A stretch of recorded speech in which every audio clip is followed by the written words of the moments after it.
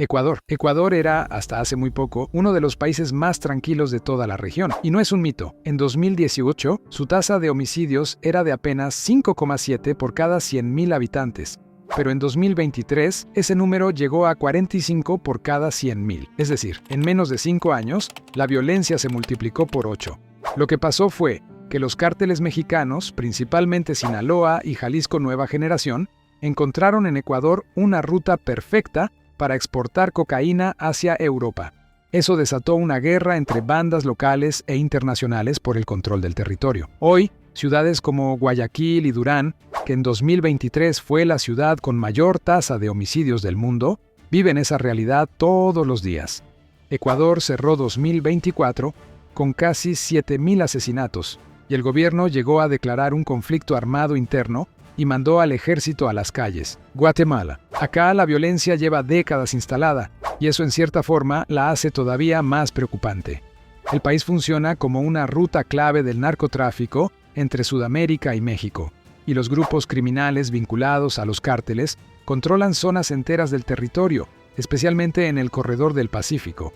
La tasa de homicidios ronda los 17 por cada 100,000 habitantes. Pero hay un dato que lo cambia todo. La impunidad supera el 95%. Eso significa que de cada 100 crímenes, menos de 5 terminan en condena. Imagínate vivir en un lugar donde el que te roba, el que te extorsiona o algo peor, sabe perfectamente que no le va a pasar nada. Esa es la realidad cotidiana de millones de guatemaltecos. Y es exactamente lo que hace que la violencia nunca pare. México, país donde el crimen organizado llegó a su nivel más sofisticado en América Latina. Los cárteles acá no son solo narcotraficantes, son estructuras con poder militar, económico y político. Controlan territorios, cobran extorsiones a negocios y personas, manejan empresas legales y en muchas regiones simplemente reemplazaron al Estado. En los últimos 6 años, México registró más de 30,000 homicidios por año. Estados como Zacatecas, Colima y Sinaloa tienen zonas completamente fuera del control federal. Y la situación empeoró después de 2024, cuando la detención del Mayo Zambada desató una guerra interna dentro del cártel de Sinaloa que se extendió por varios estados. Si este video te está siendo útil, suscríbete, porque todavía faltan los 3 países más peligrosos de la lista. Colombia. Colombia es quizás el caso más complejo de esta lista, porque es un país que mejoró mucho y que aún así sigue acá. Entre los años 2000 y 2015, Colombia redujo drásticamente su violencia. Pero cuando los grandes bloques de las FARC se desmovilizaron, el vacío que dejaron fue llenado por disidencias, por el ELN y por nuevos grupos narco. Hoy, regiones como el Catatumbo, el Pacífico colombiano y partes del Amazonas siguen bajo control de grupos armados. Los homicidios, los secuestros y el reclutamiento forzado siguen siendo una realidad en el interior del país.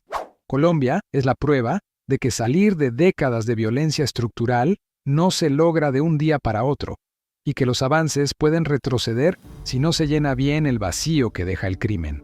Haití. Haití es el caso más extremo de colapso estatal en todo el hemisferio occidental.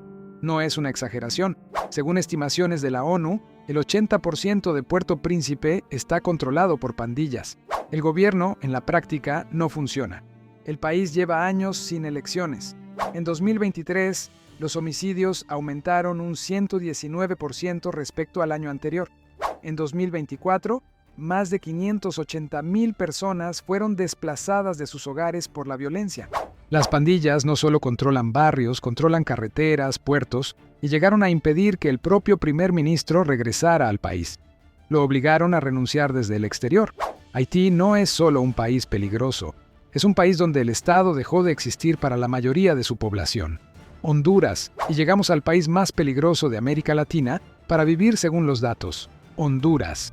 En 2023, registró la tasa de homicidios más alta de toda la región continental, con 31,1 muertes por cada 100,000 habitantes. El 60% de esas muertes están relacionadas directamente con el crimen organizado. La Mara Salvatrucha y el Barrio 18 operan desde las principales ciudades hasta los municipios más pequeños. El narcotráfico conecta a Honduras directamente con los cárteles mexicanos, convirtiendo al país en un corredor obligatorio. La corrupción llega a los niveles más altos del Estado. En 2024, El expresidente Juan Orlando Hernández fue condenado en Estados Unidos a 45 años de prisión por narcotráfico. En Honduras, el crimen no está fuera del gobierno. En muchos casos, es parte de él. Estos son los 6 países más peligrosos de América Latina hoy, con datos reales. Si quieres seguir explorando los lugares más extremos del mundo, el siguiente video ya está esperándote aquí arriba.